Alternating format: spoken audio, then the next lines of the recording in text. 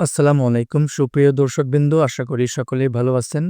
আমি মোহাম্মদ কবির হাসান, শিক্ষার্থী আইন বিভাগ। আমি আপনাদের সামনে আজকে অত্যন্ত গুরুত্বপূর্ণ বিষয় নিয়ে আলোচনা করব। সেটি হলো বাংলাদেশের অত্যন্ত গুরুত্বপূর্ণ ব্যক্তিত্ব তারেক রহমানের স্বদেশ প্রত্যাবর্তন নিয়ে।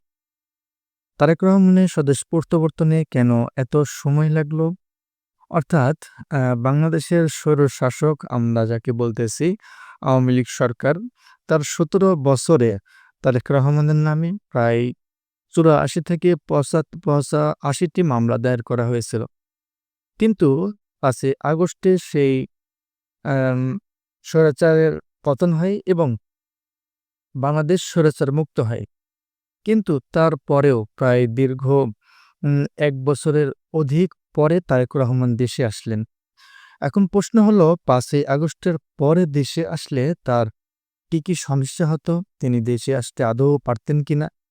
এবং সবথেকে মূল কথা আইনতভাবে কি বাধা ছিল? বা তিনি আইনকে উপেক্ষা করে চাইলেই দেশে আসতে পারতেন কিনা? এখন লক্ষ্য করলে দেখা যাবে যে সমস্ত মামলাগুলো তারেক রহমানের নামে দেওয়া হয়েছিল, সে সমস্ত মামলাগুলো স্বৈরাচার আমলে দেওয়া হয়েছিল।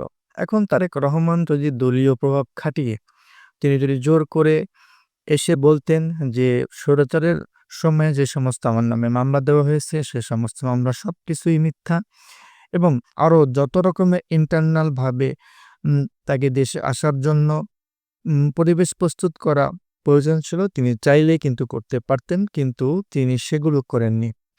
তিনি সেগুলো না করে তিনি আইনের প্রতি শ্রদ্ধা জানিয়েছেন এবং আইনতভাবে সমস্ত মামলা তিনি খালাস পেয়েছেন।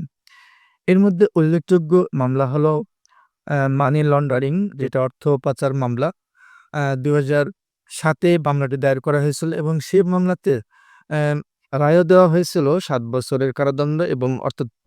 এরপরে আছে এরপরে আছে সম্পদ অ্যাম বৃদ্ধি বা সম্পত্তি লুকানোর মামলা, যে মামলাতে যে মামলাতে তিনি ৯ বছর কারাদণ্ডপ্রাপ্ত হন এবং জরিমানাও তাকে করা হয়। এরপরে আরও দেশদ্রোহী মামলা থেকে শুরু করে ২১শে আগস্টের গ্রেনেড মামলা, এই সমস্ত মামলাগুলো তার নামে ছিল এবং সমস্ত মামলাতেই তিনি খালাস পেয়ে তারপরে লিগ্যালি তিনি কিন্তু দেশে এসেছেন। তো আমরা এই জায়গা থেকে বুঝতে পারতেছি যে তারেক রহমান আইনের প্রতি অত্যন্ত শ্রদ্ধাশীল এবং আমি আইনের ছাত্র হিসেবে এই বিষয়টিকে অত্যন্ত পজিটিভ ভাবেই দেখতেছি।